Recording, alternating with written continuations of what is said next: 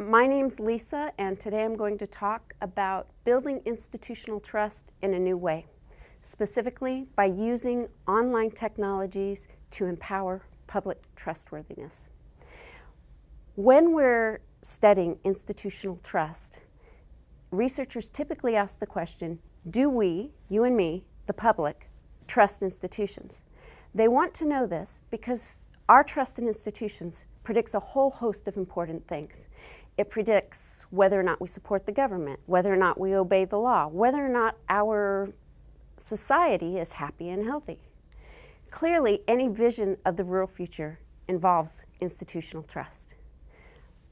When dealing with the problem of decreasing institutional trust, the typical way of approaching it is to think about, is institutional trustworthiness high? Can it be increased? Will that increase public trustworthiness or trust in institutions?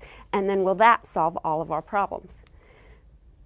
Supposedly. Supposedly, this is how it works. But does it really? If you have been in a trusting relationship, or a distrusting one for that matter, you know that trust is a lot more cyclical and bidirectional than it is linear. So it doesn't just matter whether publics trust institutions, it also matters whether institutions trust the public. Because if the public does not feel trusted, it's not going to trust in return. Do institutions trust the public? The fact is there's a lot of research that suggests that they don't. Why not? You really only have to visit the closest online news commentary to see that the public often behaves untrustworthy, as you can see. I would argue that the media is not set up to help empower the public to be trustworthy. So in other words, it's not entirely all our fault. When you look at online news, you see it's associated with a lot of distracting ads, irrelevant videos, and irrelevant news. It's even accompanied by advertisements that seem to be camouflaged as news, but it's not. It's advertisements. Questionable at that.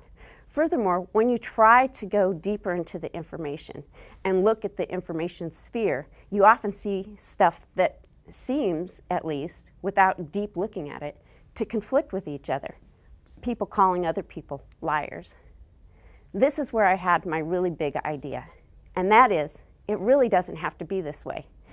I can give you about 5 examples, and there's probably many more, of how online technologies could be used to encourage, empower a more trustworthy public.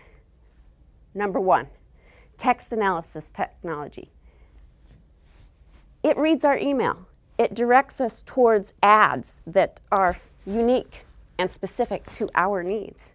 Why couldn't this same technology be used to also direct us towards both supporting and alternative content relevant to the news that we're reading? Number 2, crowdsourced fact-checking. As it turns out, there's an awful lot of websites out there designed to go ahead and help us check the facts. But as I'm rushing off to work and reading the news and so on, do I have time for this? No. So what would be really helpful would be an interface that would allow us to highlight facts, submit our questions, and then have them crowdsourced and checked. 3, evaluation technology. Is it any wonder that in our current discussions, people are always trying to one-up or one-down people? That's how our discussions these days are designed. However, it doesn't have to be this way. A colleague of mine has created a discussion system where you can separately rate how valid and how true different discussion points are, separately from how relevant and important they are to you. These are 2 really important dimensions of disagreements that if we really are about resolving disagreements instead of winning disagreements, we need to know. We need to know how people disagree.